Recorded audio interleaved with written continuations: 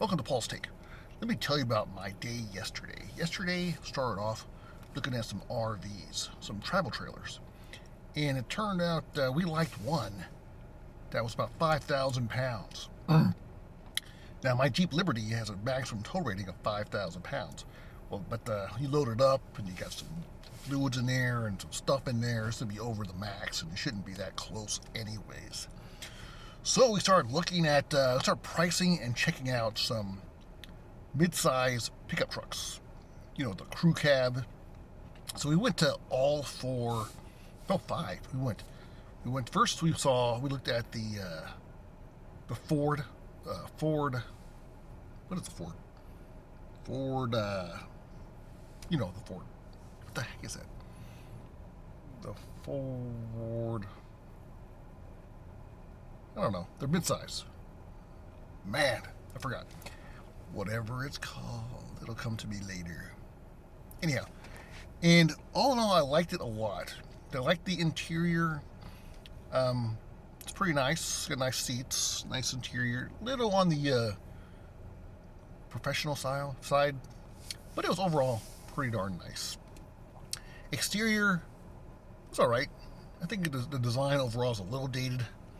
I felt like the bed was a little tall. It was kind of hard to reach inside of it.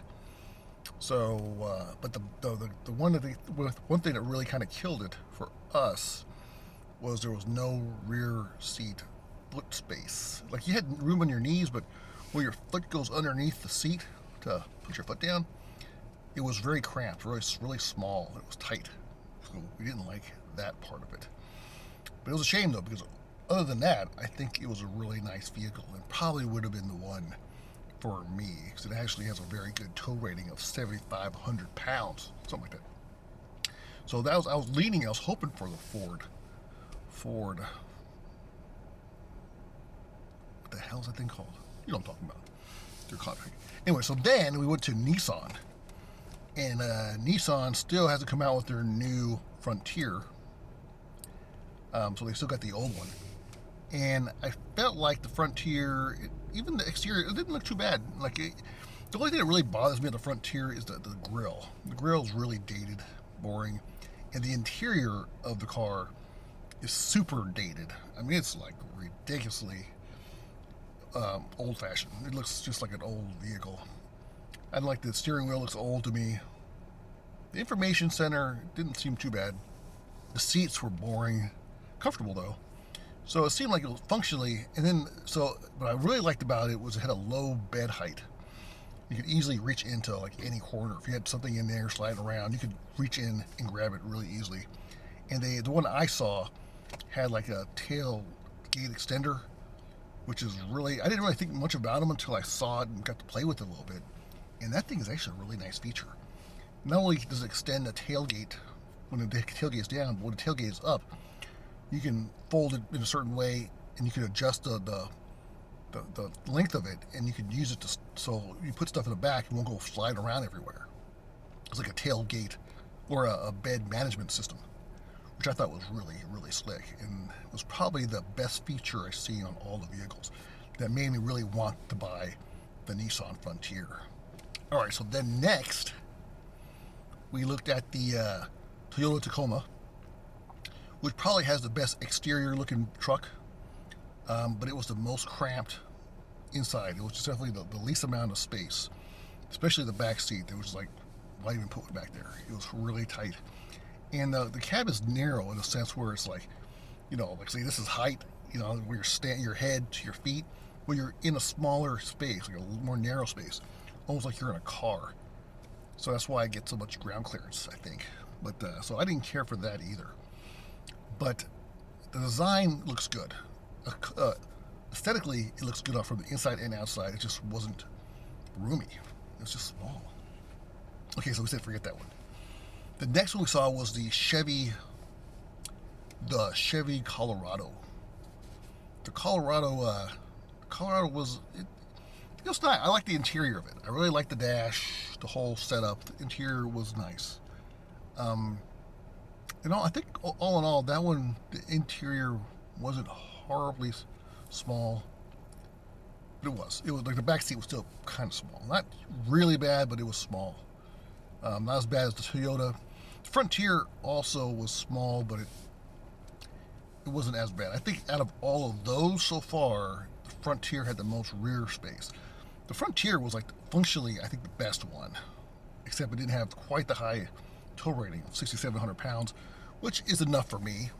You know, I think 6,700 pound tow rating is good enough for a 5,000 pound travel trailer. Prefer to have a little more, but I think it would do the job. Functionally, it was really nice. Okay, so then we saw the Jeep Gladiator, and that one was very nice. And it actually, that one, if you include the Gladiator, and I almost don't want to include the Gladiator because it's so expensive. I feel like it's a different category altogether. But the Gladiator had a lot of space in the back seat. It was by far the roomiest of the bunch. I almost want to feel like the Gladiator is a full-size pickup because it's longer than all the other ones. And it's just, I don't know. It's not as narrow. I mean, it's not as like it's wide, I think. The tow rating on some of them, I think there's one version called, it's a Sport with the maximum tow package, I think it's called. And with that tow package, I think it'll tow up to 7,500 pounds. So I think that's like, you know, as good as the Frontier. No, sorry, as good as the Ford Ranger. The Ranger, there it goes, it's the Ranger. The Ford Ranger. So, if price was no object, I would definitely go with the Jeep Gladiator. But I don't know. I think if I choose to get a larger travel trailer, like that one for 5,000 pounds, I'm gonna try to get a used Gladiator, or maybe. Right now, apparently, it's a horrible time to buy a vehicle, anyways, regardless, new or used, because there's a chip shortage. And there's hardly any inventory on the new vehicles, and it's causing the used vehicles prices to go up. So right now is a terrible time to buy a vehicle. So I wouldn't even try to get one right now. But I'm hoping it's not really a plan, but my expectations are that at some point they're going to get this chip thing straightened out, and they're going to send chips to all these different cars that are sitting there, and then we'll have a large inventory of new cars, and then that'll drive the price down on new cars, because all of a sudden now you got all these cars that are sitting just waiting for chips. They're going to finally go out, so now they got to move these cars. So that's what I'm thinking is going to happen. I think they're going to be a big influx of new cars at some point. I don't know when, but at some point, and then that'll drive the prices down on the new ones and on the used ones, because if now you got the options to buy a new car for a good deal, that means the value of the used cars will drop as well. So hopefully that happens, and I'm not in a hurry anyways. My ducks are not in order to be buying another car. So, but if that's the case, but when I am ready though, my first choice will be the Gladiator, and then my second choice will probably be the new Nissan Frontier, because the Nissan Titan looks really nice, and I think the Frontier is going to look pretty much the same, but a little smaller. With this, so it needs a new interior and exterior facelift, and I know the fundamentals will be the same pretty much. So that's going to be a really good vehicle to be looking out for. Anyhow, that was my weekend shopping trip. Hope you enjoyed the video. Hopefully it helped out a little bit. Thanks for watching. Paul State. Make sure you like, subscribe for more videos. Peace.